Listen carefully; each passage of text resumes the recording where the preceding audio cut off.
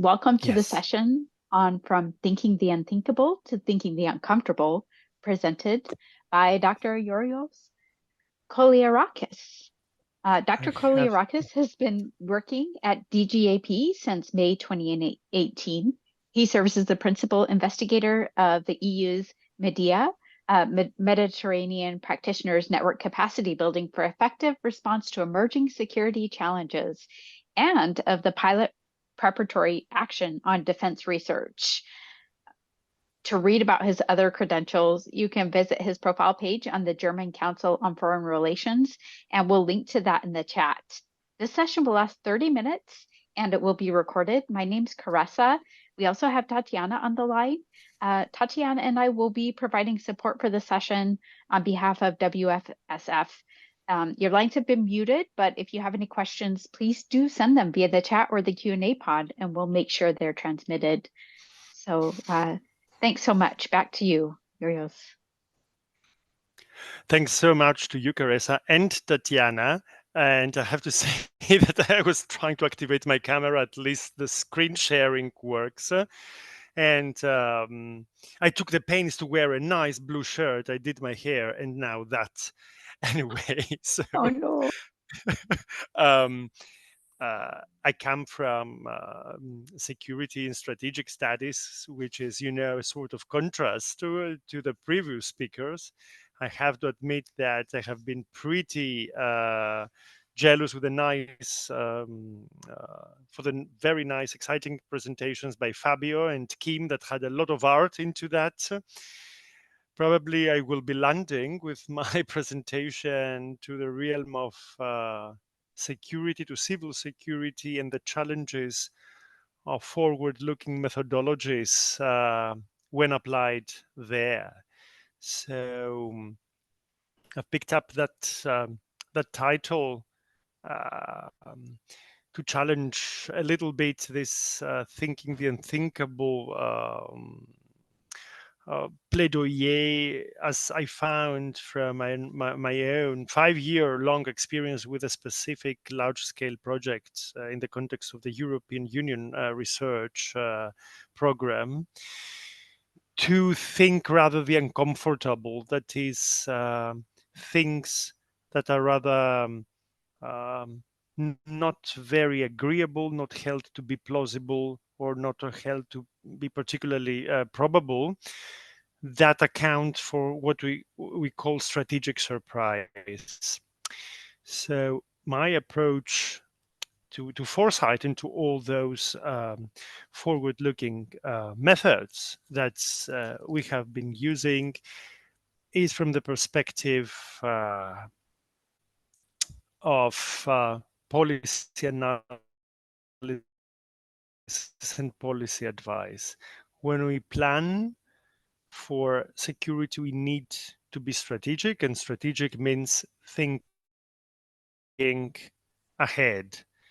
Now, one challenge associated with that is that several aspects of security need to become problematized to get the status of a problem here and now, so that we start preparing. And this is a sort of paradox, because when we want to prepare for something which is not yet there, it is very hard to make a case in politics. It is much easier if you have some evidence, but having evidence means that something has happened. And this is most of the time how security policy works. That is, something nasty, something bad must have happened, so that you can make a case as a government or in front of the parliament to earmark budget, or to convince the polity, the people, to that something has to change now. So this has been my the major question. I will become more specific with regard to that specific project I was involved in leading.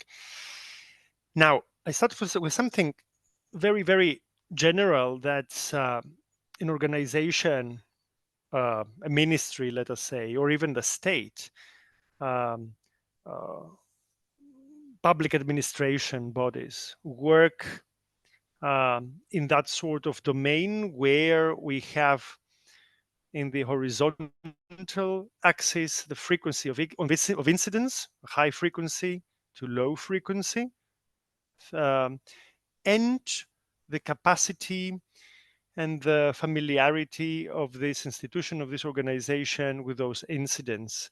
So the the normal area is what say the day-to-day things that, let's say, a Ministry of Civil Protection, a Ministry of Interior, or a Ministry even of Defense work. Well, like the Ministry of Defense is not a very good example, but Ministry of Health, let us say, of Public Health, they work most of the time in that area of where they deal with very frequent events, where they have also a lot of expertise there.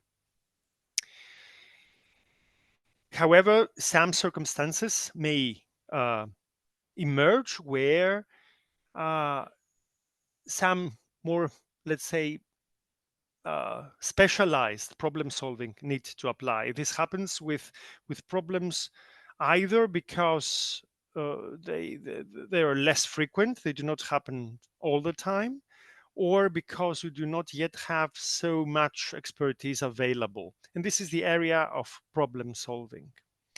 There is also another area where we get a little bit challenged, the area of crisis management. This is a little, let's say, more demanding than the problem solving area in this domain, either because we have with very uh, seldom events, or because we lack the expertise and the familiarity with all that. And we have been experiencing the past couple of years such events, not merely the COVID-19 pandemic, but also in Europe, the refugee crisis in masses and so on. That's really challenged our preparedness.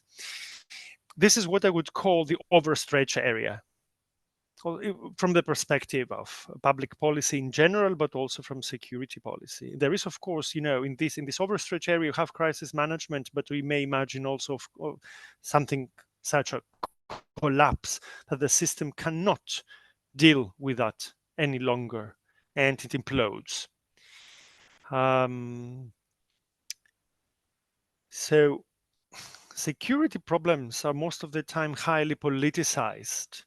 And I'm using this very nice graph that shows this particular category of problems that are called wicked problems, which are on the, let's say, on the overlapping area between complexity. They have very many parameters that give rise to an emergent level. They're associated with a lot of uncertainty in their parameters, and also there is a lot of disagreement of how to approach them. This is the ambiguity of value divergence. And many times security problems are of that sort, highly politicized and very contentious in society. Of course, when we talk about anticipatory governance in that context, we need to ensure first and foremost this survival of the state, of the populations. Um, and this is exactly the goal of avoiding, eliminating strategic surprise, and of course, at the same time, steering the organization or the institution or even a whole state towards a future desirable state of being secure. In that in that context, readiness means that we have the capacity or develop the capacity to react in an effective and timely manner to problems. And in order to do that, we need a sort of interplay between muscle and mindset. Muscle means the capacity and the capabilities, but we need at the same time to develop a mindset, a proactive mindset, in order to look ahead, in order to do so invest resources, material resources, but also immaterial resources, such as reorganizing, in order to be able to cope with that, with such activities. And this is exactly what didn't go very well with the COVID pandemic. I'm showing this study that appeared in September 2019, because drafted by the Global Preparedness Monitoring Board of the World Health Organization just months before the outbreak of COVID, because it spells out in pretty much detail um, all that would happen a couple of months later. Now, we tried in a 5-year-long funded project with the European Union to focus on that sort of emerging threats and what sort of capabilities are missing in order to be able for authorities to cope with them.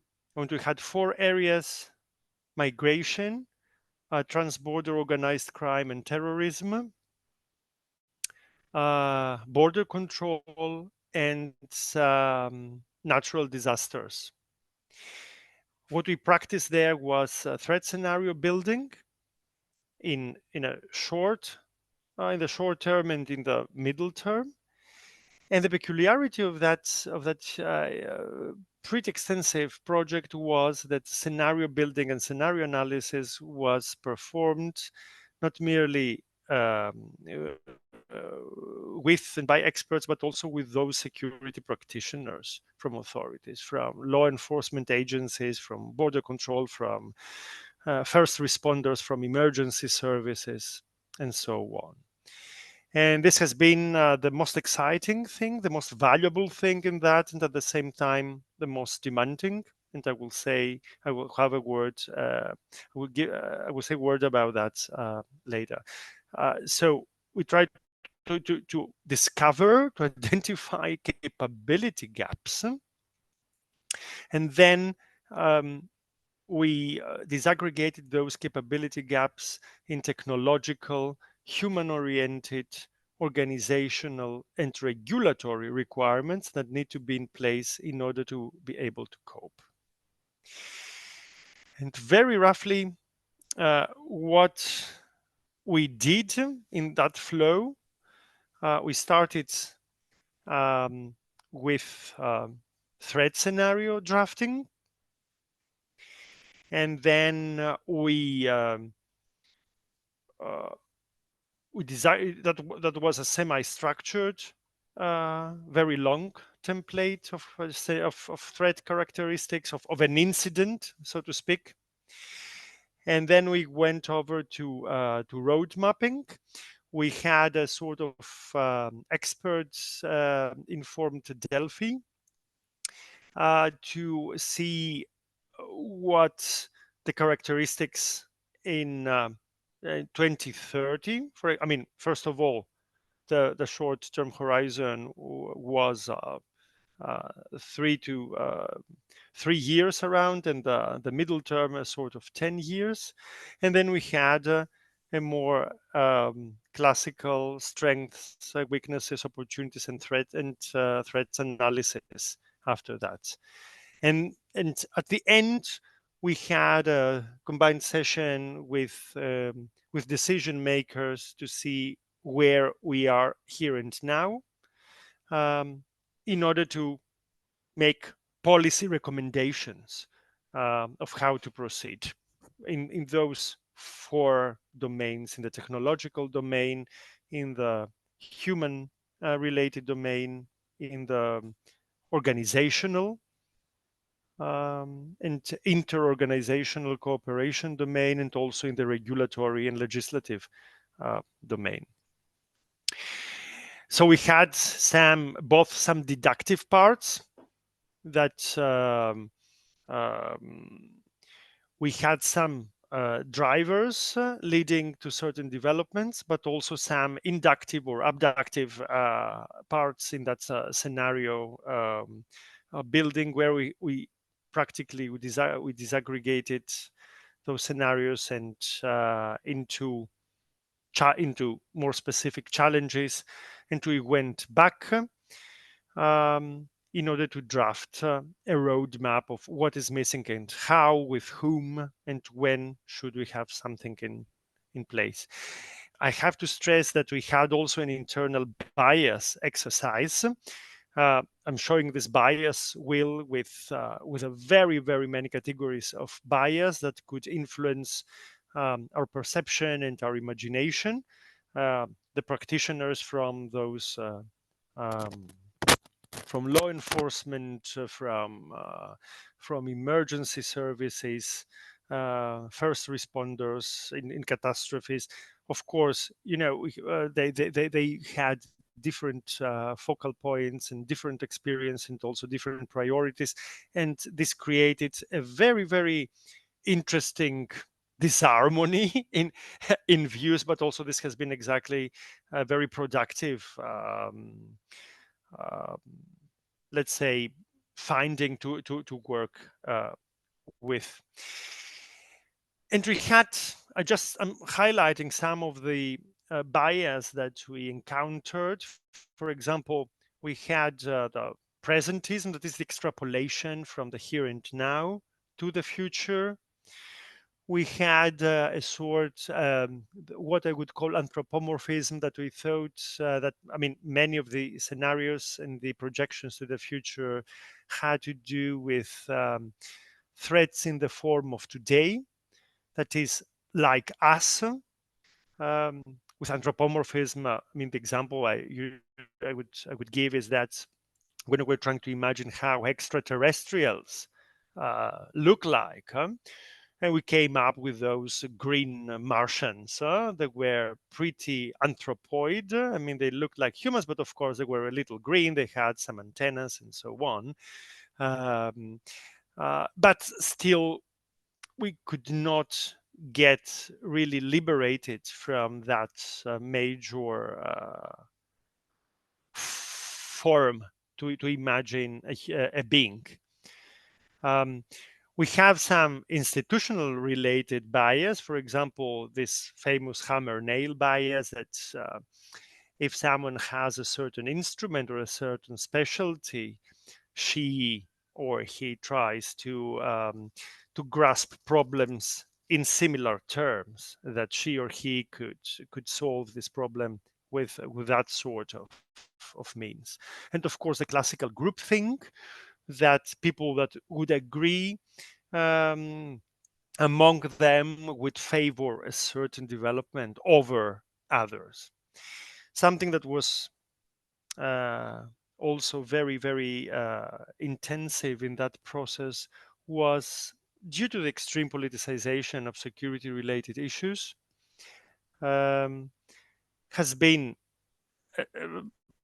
a lot of ideological bias about threats and about the means to cope with them, but also this relevance trap, that what we were discussing should be relevant for the political masters of those security practitioners who sit, in governments and their ministers and so on, and they have a certain political agenda. So there has been a reluctance to break free from such political frames when drafting scenarios and imagining future solutions.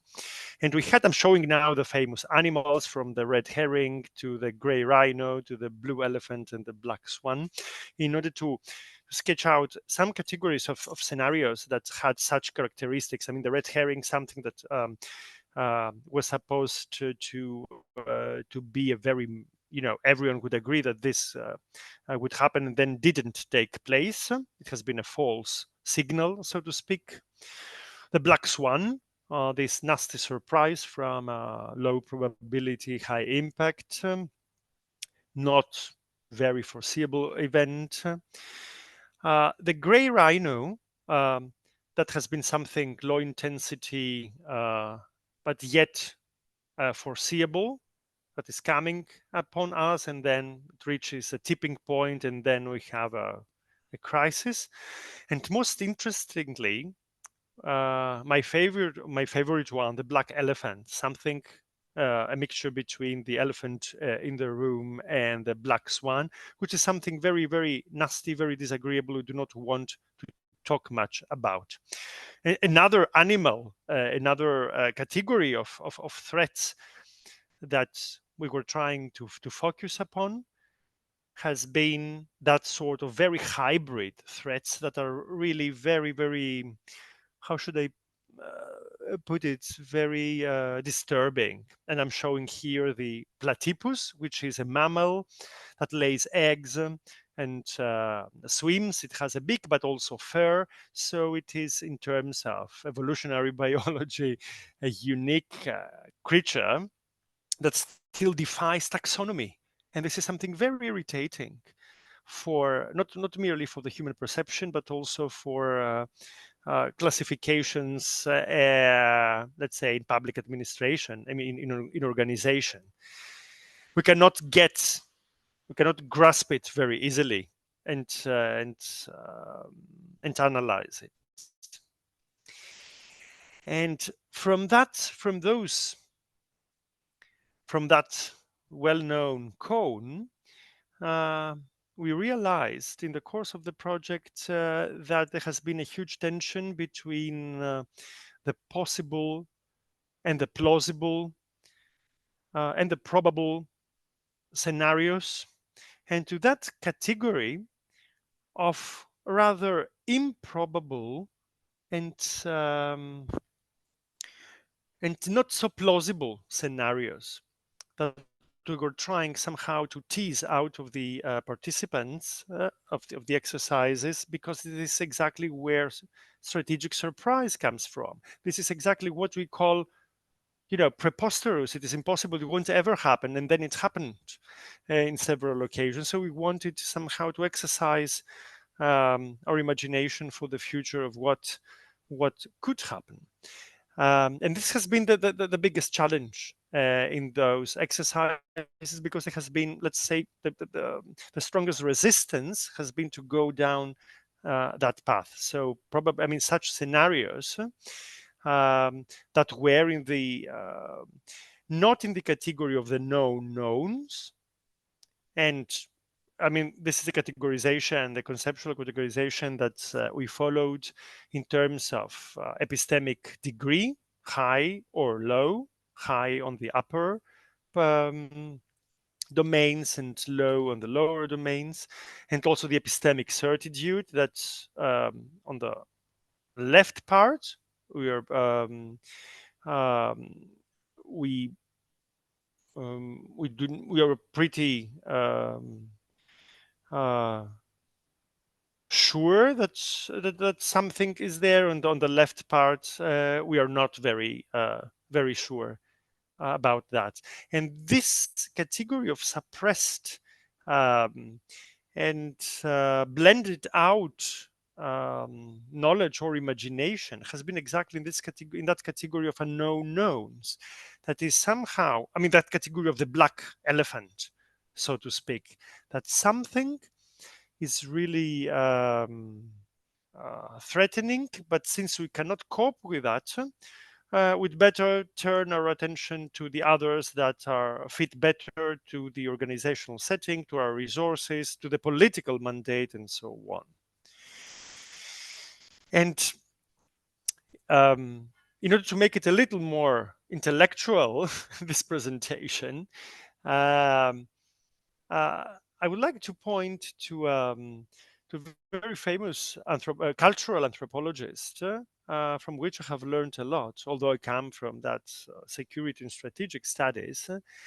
And this has been Mary Douglas, that worked on risk since the 1960s, and then slowly through her career, she focused upon on contemporary societies, and she was focused upon human institutions, And in her studies, she found that when certain threats or risks or incidents somehow are not given proper attention, this doesn't happen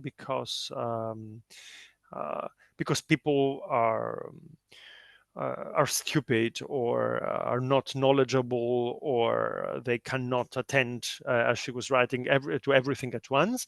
But that sort of regularly scheduled obliviousness um, and this persistent short-sightedness, this selectivity and tolerated contradiction are usually not so much signs, and I'm quoting of perceptual weakness, as much more signs of strong inattention to protect certain values and their accompanying institutional forms. This has been something very, very irritating to confront the scenario group with, whether that sort of blindness has to do with their own institutions. I mean, those shadow places that Mary Douglas was writing, those that are institutionally self-made, they're homemade, in which nothing can be seen and no questions are asked because it creates certain taboos.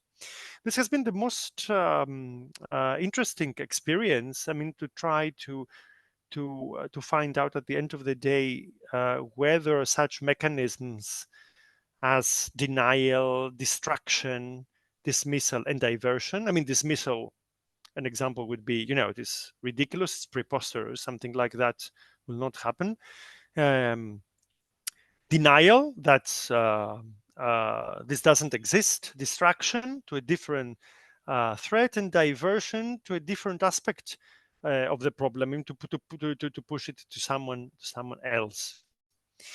So uh, I will not end now with those takeaways, but uh, suffice here to say that um, scenarios may have, and foresight might have also a very dark side whenever it is practiced in governments and in authorities and security related institutions, that it may keep the those people, decision makers, trapped into those imaginations, while at the same time having pushed some very irritating knowledge to that area, suppressed it to that unknown knowns, that there is a knowledge there, but it is blended out. And with that, I would like to end so that perhaps some questions could be asked. I have been talking far too long, I'm afraid. So thank you very, very much. Thank you, Yurios. Amazing presentation, thought-provoking. As we're waiting for other questions to come into the chat, I do have a question for you. Thanks a lot. In your experience, um, what can individuals and civic groups do to effectively communicate the need for recognizing platypus and black elephants and your other zoological specimens within the government agencies? You know, it you encounter very many personalities and characters. Some that do not want to deviate from the certain conformity of their office, and some who find it extremely liberating to play something like that.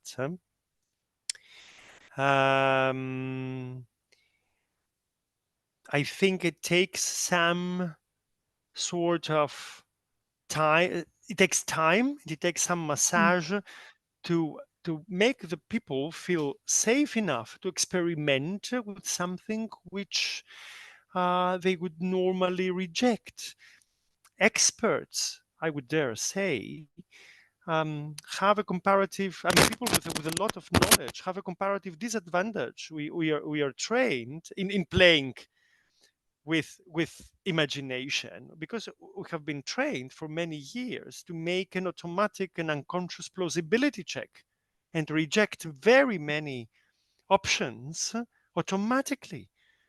This is, I think, this accounts for a lot of poverty then in the ways that we imagine. I mean, multiple futures and outcomes.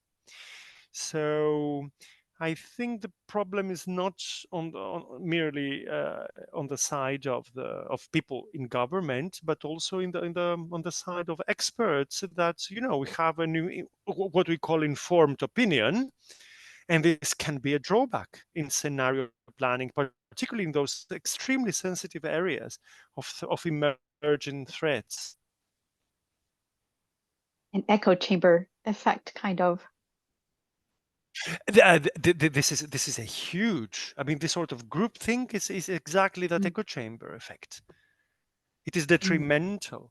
I mean, we all know that the facts. I mean, the U.S., the Department of Defense, had commissioned Hollywood playwrights after 96, 97 to come up with threat scenarios. One of which has been flying objects falling into skyscrapers. It has been rejected. It was not even the craziest. It was blended out. And then we had 9/11. This is one of the examples.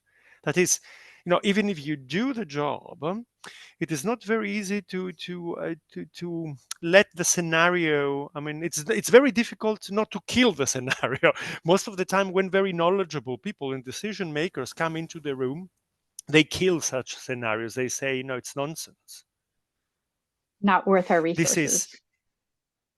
is this is one of the major arguments. You see, you make a very realistic. We are trained to do so.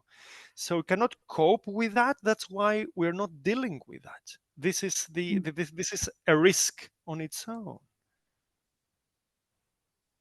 So I hope that some of the people attending, although they do not come from security strategic studies, could connect. I mean, like you, Caressa, because it is an experience that doesn't have merely to do with security and threats. It happens elsewhere as well.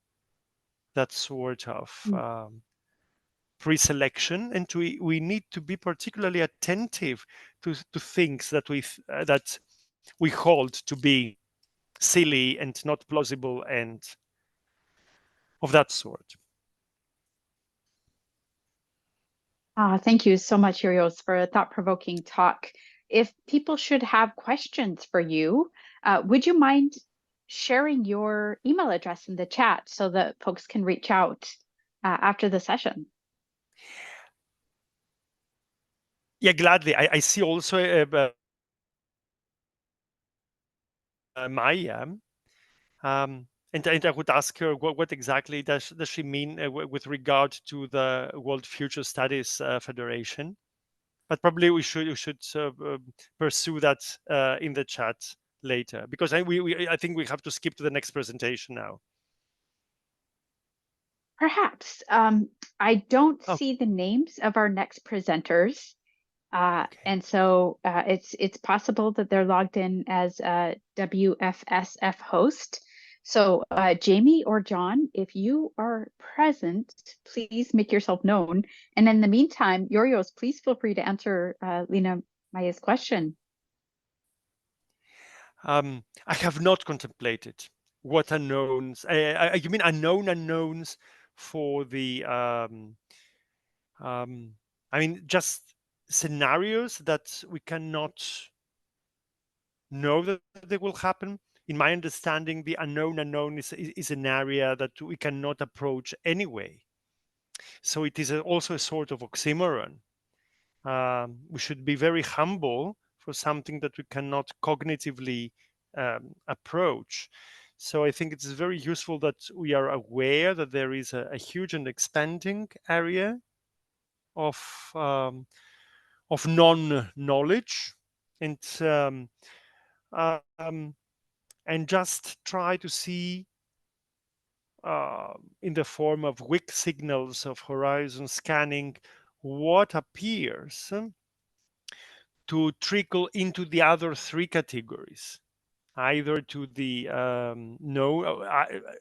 to the extent that something becomes accessible, it is then known unknown. It moves upwards to the domain, to the upper right domain.